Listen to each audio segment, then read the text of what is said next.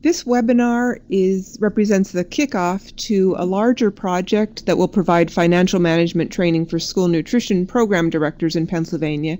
This will be a free educational course that will consist of 3 units, a basic level, intermediate level, and advanced level that will roll out during the upcoming months and will consist of webinars, online modules, and training sessions. So today's webinar represents part of Unit 1 of that course. The webinar this afternoon, as well as a repeat of this webinar tomorrow morning, focusing on the financial basics and program reporting requirements. And that will follow in the form of an online training module on the School Nutrition Toolbox site this winter. Unit 2 will follow a similar format with a webinar planned for sometime early in 2016, also followed by an online module in the spring. And then finally, Unit 3, which will be the more advanced level and will focus on budget development, program fiscal analysis, and effectively communicating fiscal information, will consist of 5 regional training sessions throughout the state in the spring of 2016, followed by later this summer an online module on Unit 3.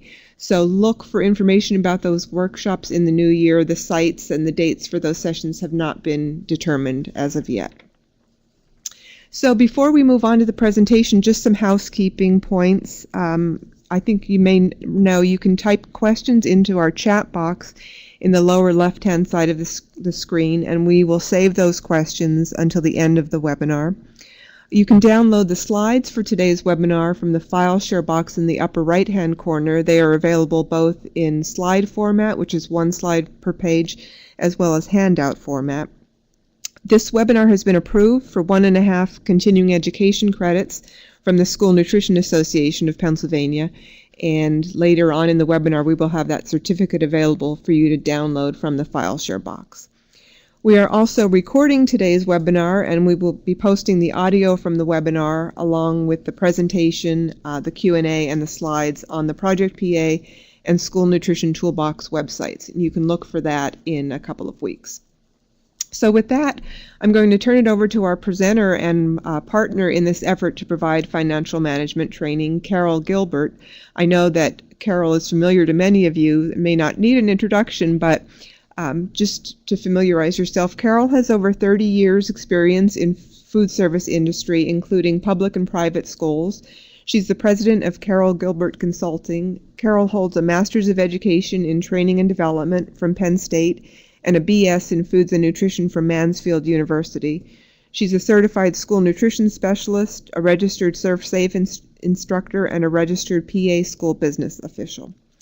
In addition to all of that, she is also a trainer for the Institute of Child Nutrition, formerly known as the National Food Service Management Institute, having received specialized training in a variety of topics, including financial management for school nutrition directors. So with that, I'm going to pull up Carol's presentation and turn it over to her.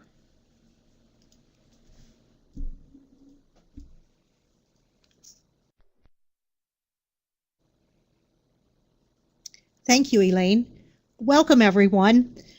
Today, we will start the first of a series of financial management programs developed and sponsored by the Pennsylvania Department of Education Division of Food and Nutrition and Project PA to build, strengthen, and intensify your knowledge and skills in financial reporting and analysis. The key points that we will be covering in this webinar include identifying financial requirements for your school food authority, relating financial terms and definitions, learning to talk the same language as your business manager, and identifying resources for financial reporting. So let's talk first about why are we so concerned about financial management. School food service programs vary in size, complexity, and operation. Your program might serve the K-12 grade configuration, while others may only serve elementary, middle school, or just high school age children. Some of you provide catering services, while others offer program services to other school nutrition programs in addition to serving all of your own school meal programs. All of our programs receive monies from a variety of sources, and those three key sources are located on your screen.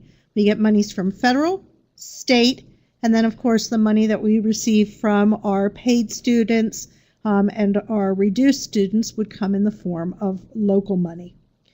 Financial management it provides us with a tool to assess the overall success and challenges of our program. We need to understand the requirements of financial management in the School Nutrition Act so that we operate a fiscally sound program. The business office, administrators, the school board, the state, and USDA have requirements for financial program reporting, and we are not immune to that. Our ability to provide transparency through detailed reports and analysis is an important role in operating the school nutrition program. So when we think about why financial management, financial reporting must adhere to GAAP, Generally Accepted Accounting Principles, which is a uniform standard of guidelines for financial accounting established by the Governmental Accounting Standards Board, also known as GASB. These are two terms that you may hear your business official use from time to time, and it's important to become familiar with the terms and what they mean. The principles are used in programs for compliance with the Federal Department of Education. What this means is that all of the financial reports contain the same categories for comparison at all three levels: local, state, and federal. All school nutrition programs are encouraged to use the same guidelines and methods of reporting. One key aspect in the reporting process is the category identified and delineated by specific line items. Revenues, the amount of money coming into your program, are shown first in the reporting process.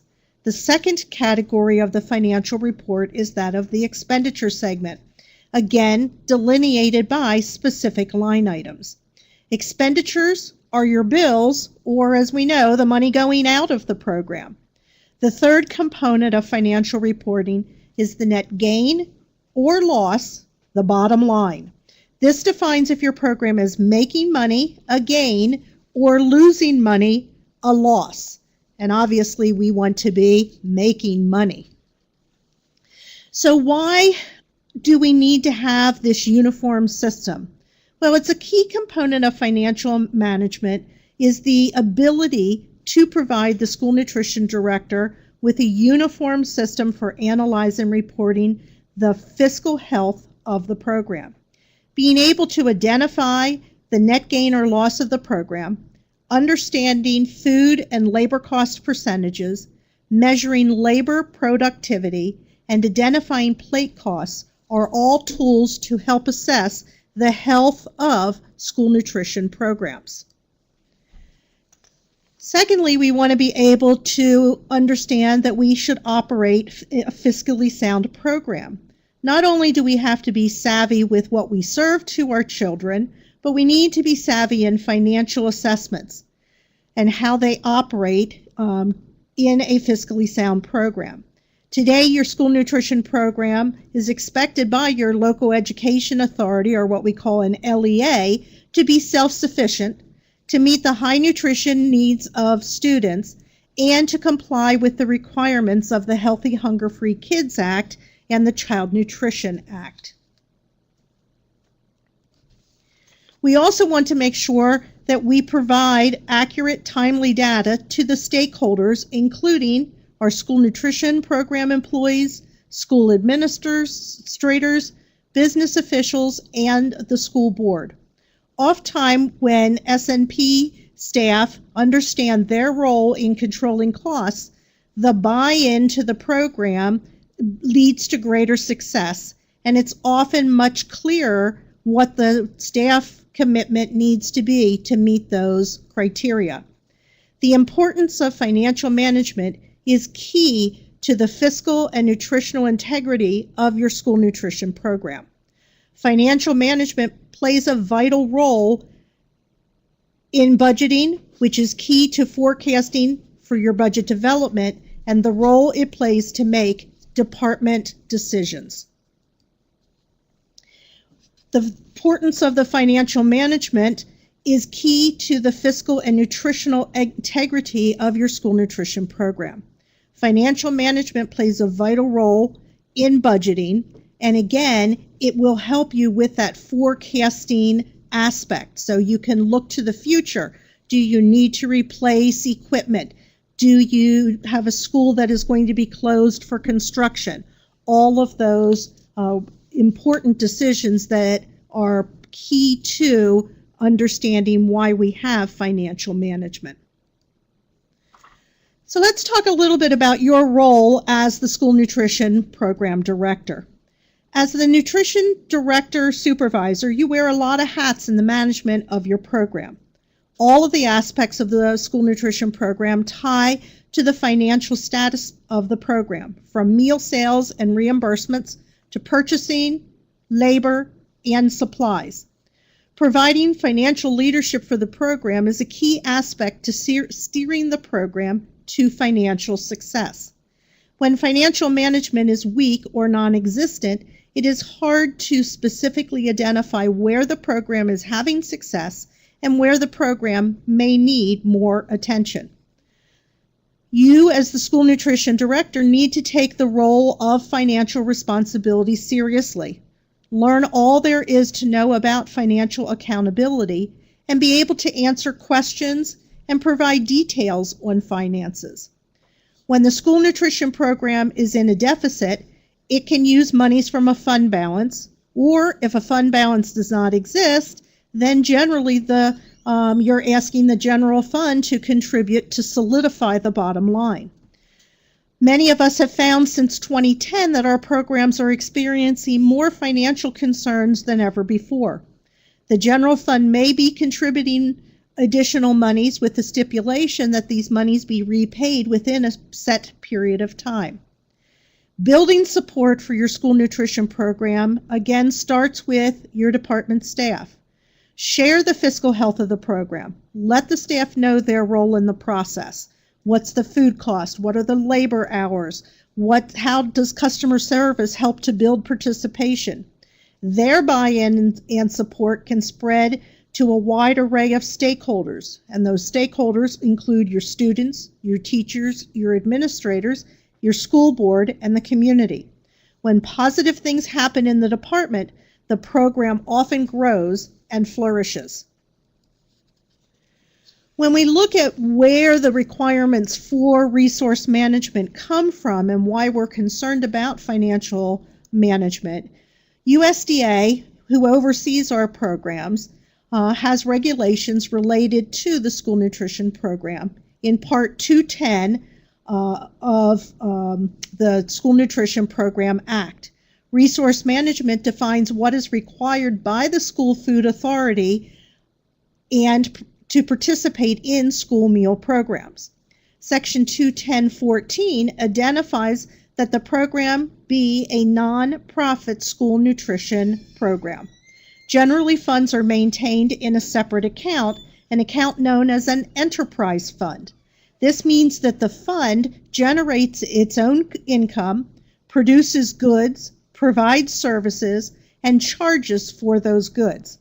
There is specific language specifying the use of revenues received by the nonprofit school food service account. Revenues are to be used only for the operation or improvement of the food service, except that these revenues cannot be used to purchase land, buildings, or to construct buildings unless that request is approved by FNS, Food Nutrition Service. Expenditures from the fund shall be in accordance with the financial management system established within the state agency. In Pennsylvania, PDE uses the federal guidance approved by 2 CFR Part 200 to establish these guiding principles. So if you want more information, you can find this in Part 210 of the School Nutrition Act. So sometimes questions come up as to why do we have to have a separate account, and are these the requirements for every school food authority? Well, the answer is that yes, in the School Nutrition Program Act, under Part 210C, Financial Assurances, the school food authority shall meet the requirements of the state agency for compliance, including any separation of records of nonprofit school food service from records of any other service which may be operated by the school food authority as provided in paragraph A of this section. So in essence, what this is saying is that all school food authorities, including RCCIs, have to maintain separate accounting of their nonprofit food services. The school food authority can select which account the funds will be deposited to. It's important to note that it does not have to be a separate account. However, the school food authority does need to provide for a separate accounting of the funds to be able to delineate the revenues and expenditures that are directly related to the school food accounts. If your school food authority has a site and is not participating in the National School Lunch Program, for example, the high school is not on school nutrition program, then all of the activities, revenues, and expenditures for that specific site must be separate from the non-profit food service operation. Second question that often comes up is, why are my funds directly deposited into the LEA General Fund? Well, this is a common question. The Commonwealth establishes the following criteria for payments. Each organization that receives payment through the state must register as a vendor using their federal EIN number. Each vendor must have a single place where deposits from the Commonwealth are made. So a school district may have their food service deposits go to a general depository where they then can be transferred on the books to the food service account.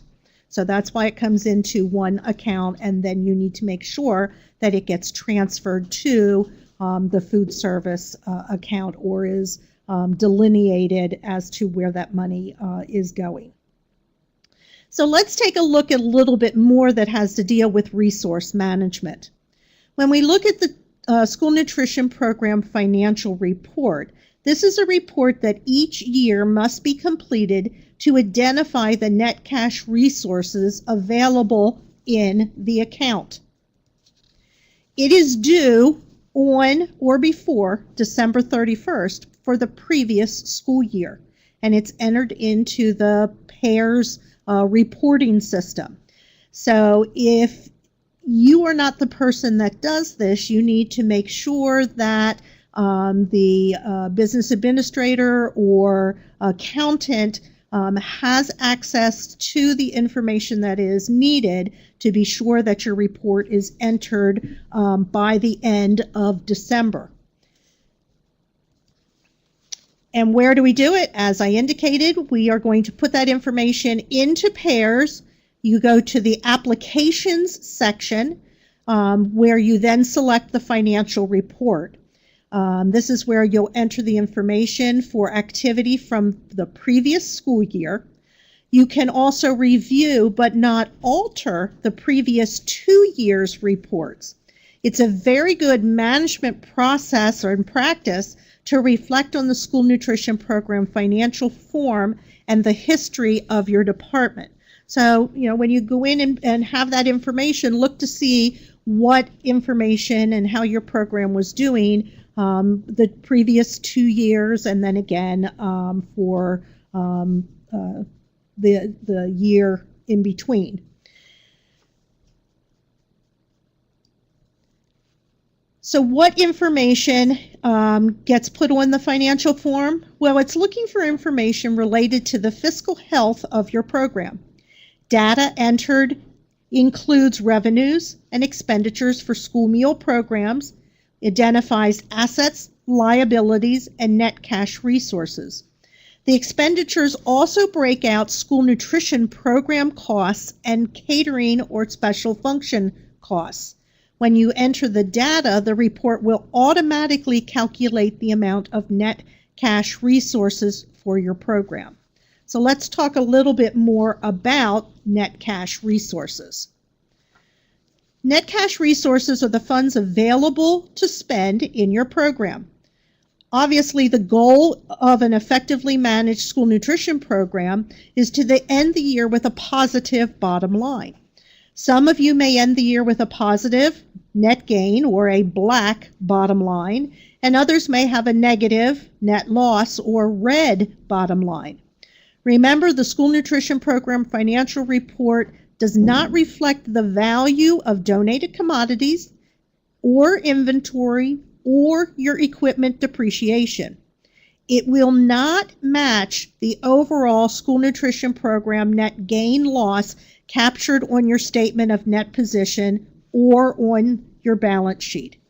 The business manager, superintendent, and school board expect you, as the person in charge, to effectively manage the program to produce a healthy, positive bottom line.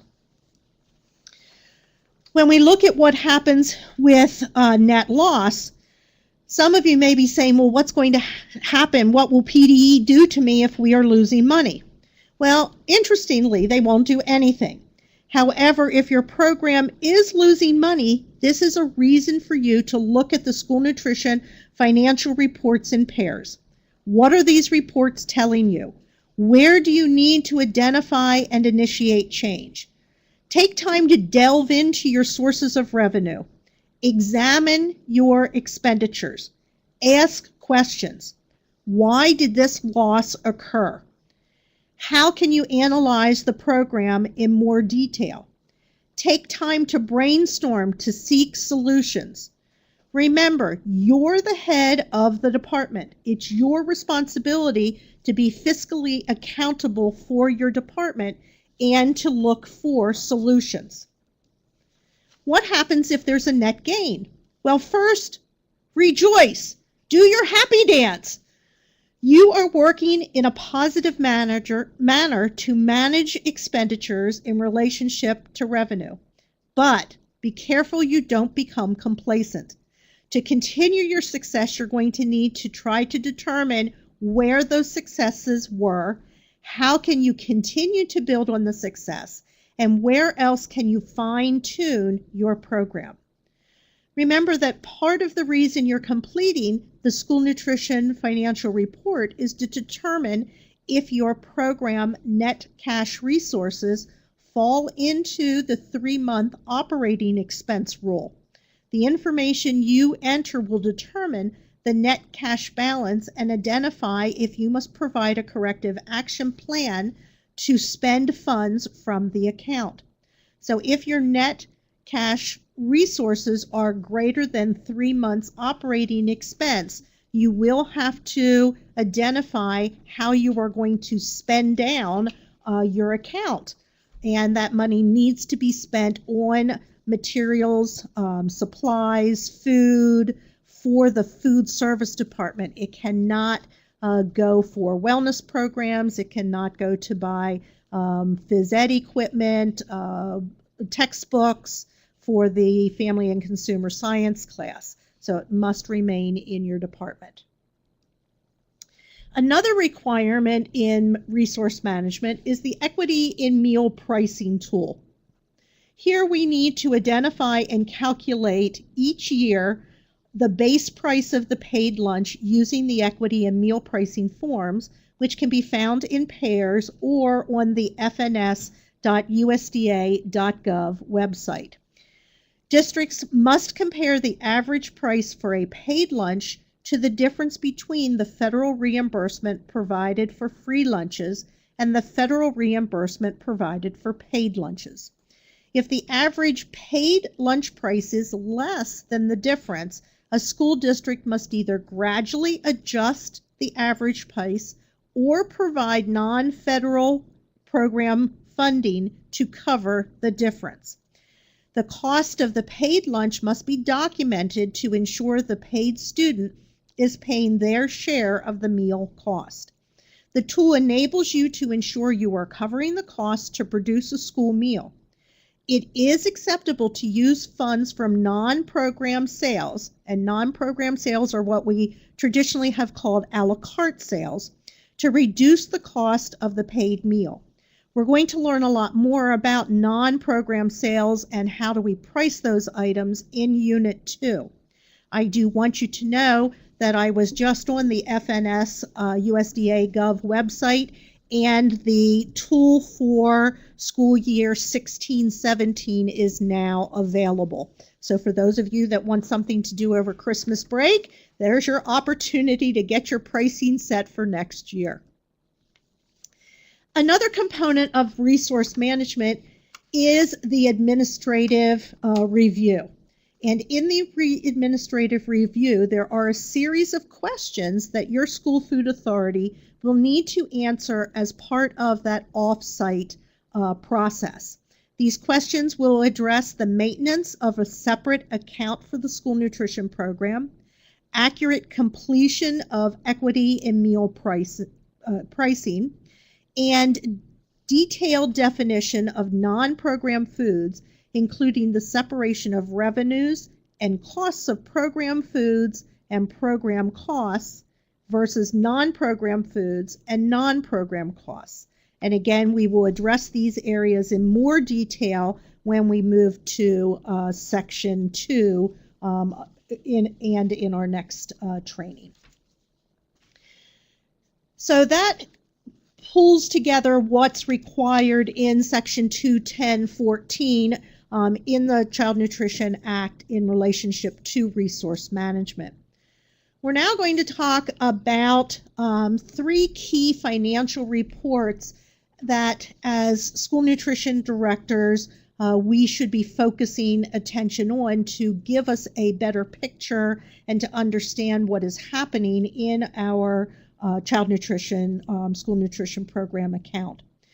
These 3 key financial reports, the statement of net position, also known as the balance sheet, the statement of revenues of activities, formerly known as the statement of revenues and expenditures, or what you may know as a P&L, and the budget are all 3 key reports that help you to achieve program excellence. Over the course of the next webinars and in the School Nutrition Toolbox, you will begin to learn more about these reports and be able to put them to use in your individual account. Let's take a look at some of the important components of the statement of net position or the balance sheet. This is a financial statement that's prepared at the end of an accounting period. It reflects the financial status of your school nutrition program at any specific point in time. It's generally a required part as part of GAAP reporting, but can also be a valuable tool for your use. It contains critical information about the program's assets, its liabilities, and your fund balance. Assets include inventory values, accounts receivable, funds due from your federal, state, and local government sources, cash on deposit, petty cash, including your cashier banks. Non-current assets include furniture and equipment, less accumulated depreciation. Your liabilities consist of the obligations that your program has at the date that the balance sheet is prepared, that are expected to be paid by the close of the next accounting period. These can include your accounts payable, your accrued salaries and benefits, funds due to other sources, and any deferred revenue. And then finally, your fund balance consists of funds assigned for purposes such as encumbrances and inventory, and also any other unassigned funds. The statement of activities is a report that happens in the operation and shows information for a set period of time. The report will reflect your revenues, your expenditures, and what the net results are for your program. Do you have a net gain or a net loss? So in essence, it shows the profitability of your department. The statement of activities provides detail based on GAAP and GASB requirements with revenues by source and expenditures by category and the net excess or deficit to the program for the period of the statement. This report is a very valuable tool because it reflects the current period. It can be compared against past periods and identify the status of your program from year to date or last September to this September. So there's a lot of flexibility with reporting comparison. Obviously, revenues are going to indicate the money that's received in exchange for the goods and services provided by the school nutrition program. Some of the areas of revenue will include monies that are paid by students for paid and reduced meals, non-program foods such as a la carte, special functions, your federal and state reimbursements, interest, USDA commodities. So those would all be revenue sources. Expenditures are the allowable costs specific to the operation and are tied to production and service of meals to customers. Our most common expenditures that come to mind are going to be labor, food, milk. You can delineate and break those categories down further. Labor, you may show salaries and as one line item, benefits as another line item. Also in expenditures, you would have repairs of equipment and may have more detailed information. You would also show your USDA commodities here as an expenditure because you would be getting commodities in. The net gain or net loss is the difference between the revenues, the money coming in, and the expenditures, the money going out. The third key financial report is the budget. This is a formal statement that reflects the department's management plan for a specific period of time, and it's always going to be expressed in financial terms. Budgeting as a management tool assists with decision making, helps to set department goals, and can help set priorities. It is key to the success of your operation. Without a budget, there is no direction, no forethought. Budget preparation includes forecasting what revenues you think will be available to cover the expenditures that you need to meet to provide the program that you have in place. As an accounting statement, the budget translates your management plans into financial and accounting terms. There is no other tool that plays such an effective role in the management of the program as the budget. It's important to identify that budget development for school nutrition programs is more like a live private enterprise than other funds in the school district. You're operating a school business where you provide services and goods. You rely on revenues from a variety of sources, and remember those sources were local, state, federal, and you have a variety of expenditures. When we get to Unit 3 of the financial management training, we will provide an opportunity for face-to-face instruction with hands-on activities to develop the budget for your school food authority.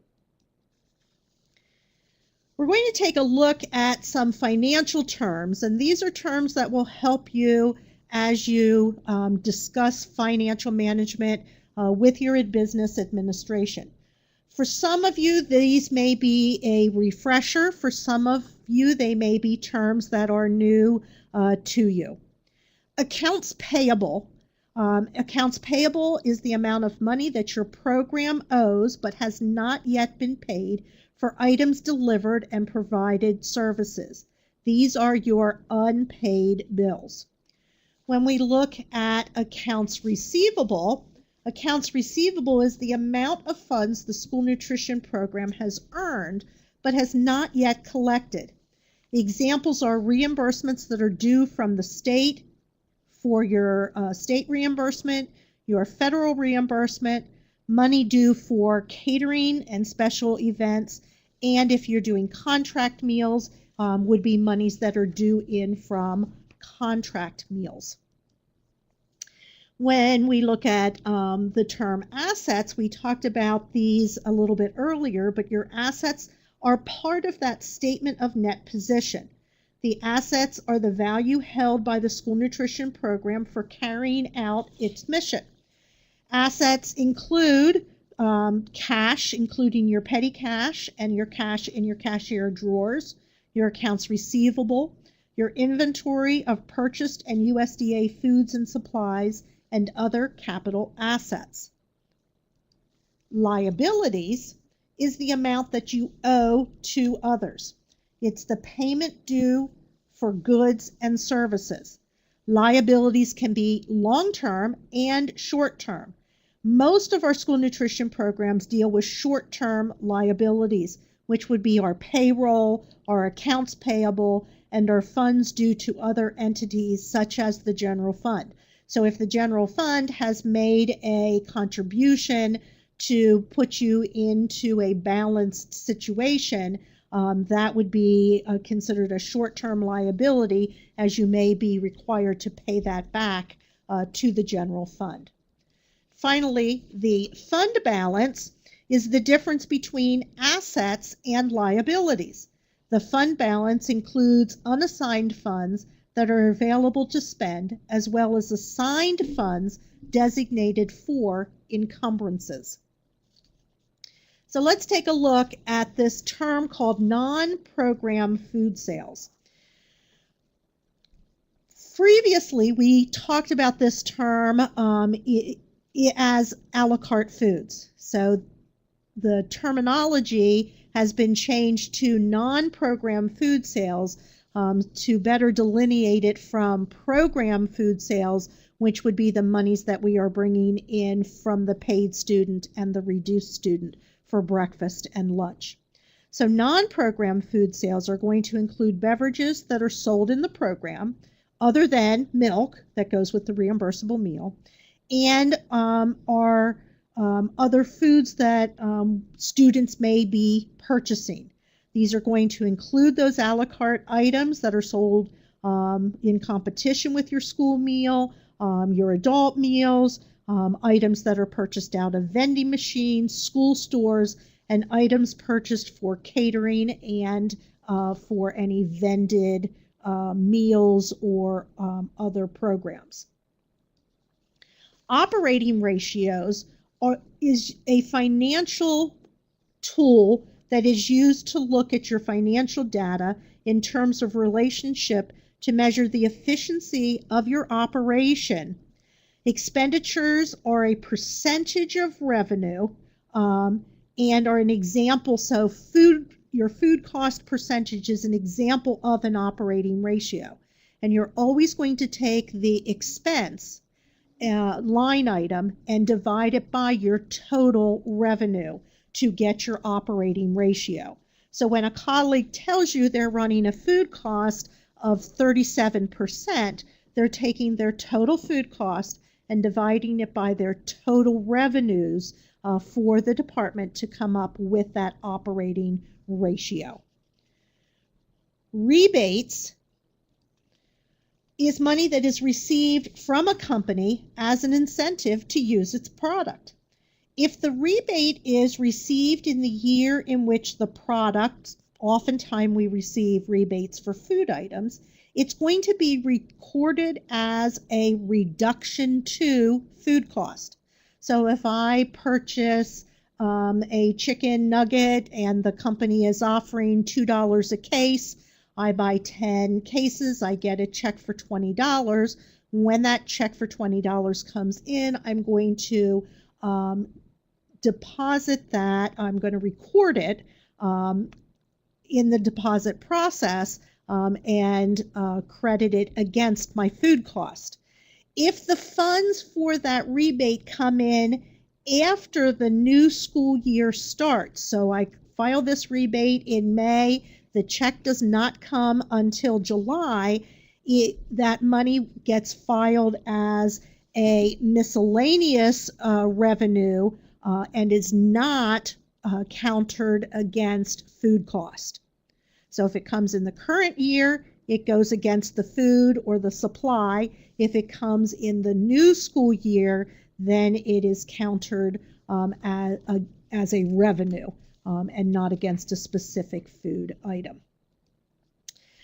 Stakeholders is a common term that we hear today, and stakeholders are used to identify individuals or groups that have a strong interest in our school nutrition program.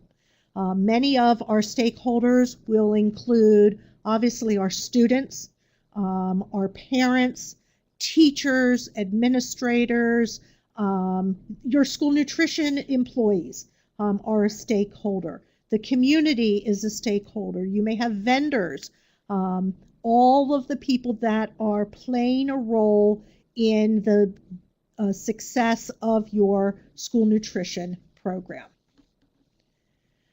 So we've covered a lot of material today, and in the process of covering that material, we are going to be providing additional information through webinars, through the School Nutrition Toolbox, and through hands-on training.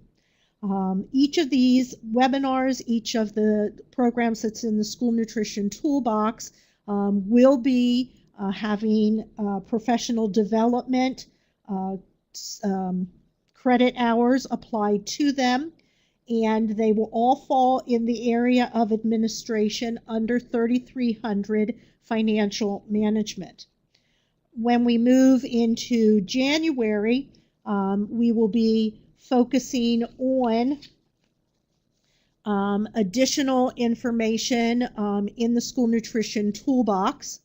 We will also, during that series, provide you with information that will focus on statement of net position, statement of activities. Our final segment will be hands-on training, which will identify how to put your information to work, how you can develop a budget so that you can do fiscal analysis and look at methods to effectively communicate fiscal analysis and information to your business administrator, to your superintendent, to the school board of directors. During this hands-on training, you will work with your data. You'll leave the training with useful tools. One of the things that's important to understand is that when we, as we prepare you with units 1 and 2, you will need to complete units 1 and 2 to ensure you have a solid knowledge base. This way, when we jump to our hands-on training, you will have that knowledge base, and we will be able to move more quickly through the materials and have you leaving the program with great success. Your success in financial management is the goal and the desired outcome for this series of webinars and School Nutrition Toolbox trainings. The more savvy you have in understanding, discussing, and analyzing your program, the more likely you are to be able to make better, sound nutrition